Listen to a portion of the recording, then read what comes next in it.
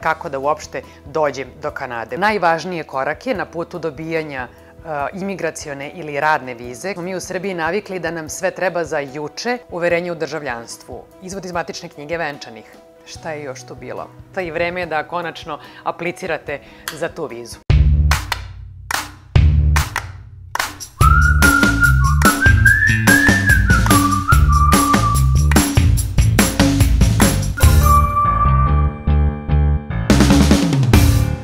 Dobar dan, dobri ljudi i dobrodošli u Vancouver.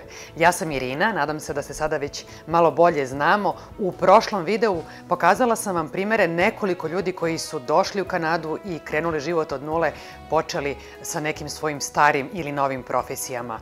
I ideja je bila da u ovom videu sa vama podelim moje lično iskustvo kako izgleda pronaći posao u Kanadi. Međutim, menjamo plan, nekoliko vas mi je pisalo sa konkretnim pitanjima. Hvala Goranu, Ani, Saši, Milici, Marku i svima vama koji ste pisali i pitali dajte mi savjet kako da uopšte dođem do Kanade. Pokušat ću da vam u najkraćim crtama predstavim koje su to vize koje možete da dobijete kako bi došli ovde kao radnik, a onda vremenom dobili i boravišnu dozvolu. A onda ćemo u sledećem videu pričati o tome kako izgleda doći do posla kada ste već sa ove strane granice. Moram da vam kažem naravno da je u ovoj situaciji kada je koronavirus zaustavio ceo svet, malo usporio i proces apliciranja i odobravanja viza za Kanadu. Dobra vest je da i u ovoj situaciji postoje neka zanimanja za koje su i dalje potrebni radnici. To su pre svega vozači kamiona, radnici u proizvodnji i preradi hrane, u građevinskoj industriji. Imam recimo informaciju da jedna farma za uzgoj pečuraka u okolini Vancouvera upravo zapošljava radnike. I u krizi i u normalnim vremenima proces imigracije ili dobijanja radne dozvole može da bude prilično dugačak. Čeka se između nekoliko meseci pa čak do 2 ili 3 godine. Doduše, vreme je relativan pojam i to shvatite zapravo tek kada dođete u Kanadu ili dok se još dopisujete sa potencijalnim poslodavcima ili čekate odgovore od kanadske administracije. Nekako smo mi u Srbiji navikli da nam sve treba za juče. Ovde pojam 10 dana, mesec dana nemaju istu dužinu kao kod nas. Dobra strana toga jeste da ćete imati jako mnogo vremena, dovoljno vremena da pripremite svu neophodnu dokumentaciju. Imaćete mnogo vremena da se pozdravite sa porodicom i prijateljima. Iskoristite to. Znam da mnogim ljudima to čekanje najteže pada i da tu gube jako mnogo živaca, ali budite strpljivi.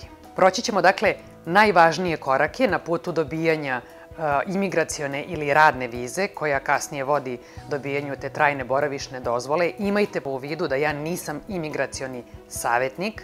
Ja jesam razgovarala sa jednim imigracionim savjetnikom u pripremi za ovaj video. Razgovarala sam sa ljudima koji su upravo prošli kroz proces dobijanja studentske i radne vize i sve što sam čula od njih podelit ću sa vama. Hvala Viti, hvala Katarini i Davoru na svim savjetima koje su mi dali i ono što je najvažnije da vam kažem za početak jeste da pre nego što uopšte aplicirate za kanadsku vizu, razmislite o nekoliko faktora koji su svi podjednako važni. Bitno je da znate koliko novca imate, bitno je da pripremite novac, obrazovanje, radno iskustvo. Što više radnog iskustva, to bolje. Skupite, ako možete, pisma preporuke od svih poslodavaca sa kojima ste radili. Koliko imate godina nije presudno, ali savjetnik za imigracije sa kojim sam pričala dok sam se pripremala za video je rekao da najveće šanse, posebno za ekspres entry, imaju ljudi između 18 i 35 godina. Pretpostavimo da je to zato što su mladi, mogu da dugo ovde rade, dugo budu poreski obveznici, dižu kredite i troše novac. Engleski, odmah uradite test da vidite na kom je nivou vaše znanje. Ukoliko nije dovoljno dobro, imat ćete vremena da se pripremite, naravno platite dodatne časove, vraćamo se na novac. I ono što piše na sajtu da je recimo za ekspres entry potrebno jeste nivo 7 znanja engleskog. Savjetnik za imigracije mi je rekao da sada čak traže nivo 8. Davor i Katarina, sa kojima sam pričala, koji su prošli upravo sve ove procedure, mi kažu da je dobiti 7 na IELTS-u užasno teško. Oni oboje dobro govore engleski, uzimali su dodatne časove, imaju dobre ocene, ali kažu da je 7 skoro nemoguće. Hajde sada da krenemo na ono najvažnije, a to je pitanje odakle krenuti. Posao. Dakle, to je ono najvažnije i neophodno da imate prilikom apliciranja za radnu ili za imigracionu vizu. Čućete različite iskustva. Neko će reći da je lako našao posao, neko je prošao trnovit put. Ja znam za slučajeve ljudi koji su pronašli posao preko Infostuda, ima takvih slučajeva. Većina ljudi je posao našla pretražujući sajtove ili kanadske državne administracije ili prosto sajtove poslodavaca. Ja ću da vam pokažem nekoliko sajtova preko kojih se može pronaći posao u Kanadi. Prvi je Job Bank i ovaj sajt je vezan i za kanadsku državnu administraciju. Hajde da ukucamo recimo upravo vozač kamiona. 2485 rezultata. Deluje ohrabrujuće. Drugi sajt je Indeed. Ja sam ovde stavila Vancouver, Britanska Kolumbija, zato što tu živim. I ovde ima, čini se, dosta oglasa za vozače kamiona. Treći sajt je Craigslista. 275 u Britanskoj Kolumbiji. Nije loše. Dakle, pretraga na sajtovima. Svaka provincija ima posebne liste poslodavaca, možete tu da probate. Možete da probate čak i da kontaktirate neke konsultante za imigracije. Oni su vrlo često uvezani sa poslodavcima i hoće da pomognu, hoće da preporuče ljude. Neće to svi da rade i naravno tu uslugu ćete platiti. Te usluge nisu jeftine, ali mnogi ljudi koji su prošli ovaj put bi vam rekli da su znali šta ih čeka, vrlo rado na početku platili za neke savete koji bi im skratili sve ove procese i procedure. Posao imate, sada vam trebaju dokumenta. Jako mnogo dokumenata. U zavisnosti od toga da li tražite radnu dozvolu ili aplicirate za imigracionu vizu, različita dokumenta, ali moj savjet vam je da izvadite sve što piše tamo, čak i više nego što treba. Ja se sećam kada smo mi aplicirali za boravišnu dozvolu da smo vadili izvod iz matične knjige rođenih, uverenje u državljanstvu, izvod iz matične knjige venčanih, sve diplome, uverenje iz policije, uverenje iz suda da nismo osuđivani, da se nad nama ne vodi nikakva istraga, sistematski pregledi, šta je još tu bilo? Ja sam čak i za moju diplomu tražila ekvivalent kanadske institucije i dobila sam da sam bachelor isto u Kanadi kao što sam i u Srbiji i taj proces, sećam se da je trajao mesecima. Jako mnogo novca, jako mnogo trčanja, sećam se po Beogradu, vađenje dokumenata, kopiranja, odlaska kod prevodioca, odlaska kod notara. Sve to kasnije skeniranje i pakovanje u određene foldere. Notar možda i nije neophodan. Ja znam neke ljude ovde koji su samo nosili dokumenta na prevod i to je bilo dovoljno. I nismo hteli ništa da prepustimo slučaju i zato smo sva dokumenta odneli i kod notara. Jeste više koštalo i vremena i živaca i novca, ali vredelo je. Posao dakle imate, izvadili ste i sredili sva dokumenta i vreme je da konačno aplicirate za tu vizu. Krećete od sajta kanadske državne administracije. Ovo je sajt koji vam treba i za početak i za kraj. Ovde možete naći bukvalno sve informacije o različitim vizama, o načinima da aplicirate, o potrebnim dokumentima. Ovde otvarate i svoj nalog preko kog aplicirate za vizu. Sve je vrlo jasno napisano, ali važno je da dobro govorite engleski jezik kako biste sve pravilno razumeli. Ako ne znate engleski, možete da se obratite i kanadskom viznom centru koji se nalazi u Beogradu u Skenderbegovoj ulici. Meni su nebrojeno puta pomogli, to je makar moje iskustvo. Mislim da sam toliko puta otišla da me je njihov portir prepoznavao po načinu na koji sam otvarala vrata. Načina da se dođe u Kanadu ima jako mnogo. Ono što nas ovde interesuje, ja ću da podelim u neke 3 osnovne grupe, a to su imigraciona, radna i studentska viza. Prvo, studentska viza. Ona je, čini mi se, najjednostavnija za objasniti. Kliknete na odeljak za studentsku vizu. Kao što vidite, na koji god odeljak da kliknete, prvo dobijete informacije o tome kako situacija sa koronavirusom utiče na trenutni proces apliciranja. Studentska viza zapravo nije viza, to je dozvola za studiranje. Ono što nas najviše interesuje jesu školski programi posle kojih studenti mogu dobiti radnu dozvolu i ostati u Kanadi. Ja ću da ukucam ovde Britanska Kolumbija, jer ja živim u Britanskoj Kolumbiji i evo dobijete spisak svih institucija na koje možete da se prijavite kao student. Ovaj odeljak ovde je interesantan zato što nam pokazuje koje to institucije imaju opciju dobijanja te radne vize nakon studiranja. Dakle, vidimo ovde da mnogi nemaju tu opciju, ali ima i onih koji imaju. Ovde nas dakle interesuje ta opcija da nakon studiranja dobijete radnu vizu sa kojom možete da ostanete u Kanadi, da radite i da kasnije aplicirate za trajnu boravišnu dozvolu. Da biste uopšte aplicirali za studentsku vizu, morate da imate obezbeđeno mesto na nekom koledžu ili univerzitetu u Kanadi, morate da imate dokaz da imate novac za školarinu i da imate novac da sebe izdržavate tokom života u Kanadi tog određenog vremenskog perioda. Na sajtu sam pronašla informaciju da je recimo okvirno potrebno imati oko $10.000 na godišnjem nivou za život u Kanadi. Mislim da i ovde važi isto pravilo kao i za druge vize, a to je da ne morate imati samo novac na računu, možete imati i neku pokretnu ili nepokretnu imovinu kojom garantujete da ćete moći da obezbedite ta sredstva. Hajde da pređemo sada na imigracione vize. Imigracionih viza ima najviše. Možete doći u Kanadu kao kvalifikovani radnik, član porodice, negovatelj, samozaposlena osoba ako imate neki svoj start-up projekat ili možete doći kao izbeglica ili azilant. Nećemo o svim programima. Ono što nas interesuje jesu radne vize za imigraciju. Dakle, ljudi iz Srbije se mogu prijaviti za ovaj program koji zapošljava ljude u ruralnim sredinama.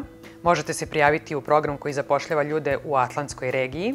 Možete se prijaviti u program za kvalifikovane radnike u Kvebeku, za kvalifikovane radnike po provincijama ili za Express Entry vizu. To je sve što spada u te radne vize za imigraciju. Viza za samozaposlene podrazumeva da ste radnik u sportu ili u kulturi, da imate neki određeni projekat koji će da unapredi kanadsko društvo u bilo kom smislu, a da je vezano za kulturu ili za sport.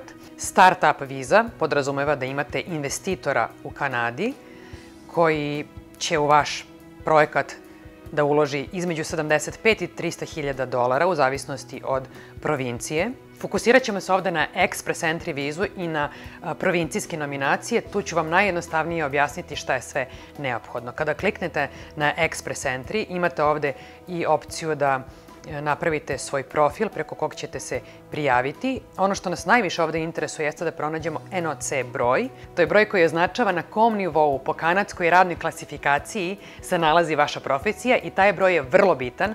Kada ga pronađete, zapišite ga jer će vam trebati mnogo puta dok budete popunjavali različite formulare. Evo kako se taj broj nalazi. Na dnu ove strane se nalazi tabela, možete da ukucate svoje zanimanje. Ja ću da ukucam novinar i dobijete broj. Moj broj bi bio 5123. Dakle, to je moj broj sa kojim bih ja aplicirala. Taj isti broj će vam trebati i za apliciranje za radnu vizu. Dakle, zapišite ga. Dalje, nabrojena su dokumenta koje su vam neophodna. Za početak treba će vam pasoš, treba će vam rezultat testova iz engleskog. Za Express Entry vam treba i kanadski ekvivalent vaše diplome, provincijska nominacija, o tome ćemo malo kasnije, i ponuda poslodavca iz Kanade. Express Entry viza je jedina za koju vam nije neophodno da imate posao u Kanadi, već aplicirate kao kvalifikovana radna snaga i na osnovu bodova koje imate, država Kanada odlučuje da li će vam dati tu imigracionu vizu. Ali ukoliko imate posao, naravno, veće su vam šanse da ćete je dobiti. Treba će vam dokumenta iz policije iz suda da niste osuđivani, da se nad vama ne vodi nikakva istraga, treba će vam sistematski pregled, on košta negde oko 200 evra trenutno, čini mi se.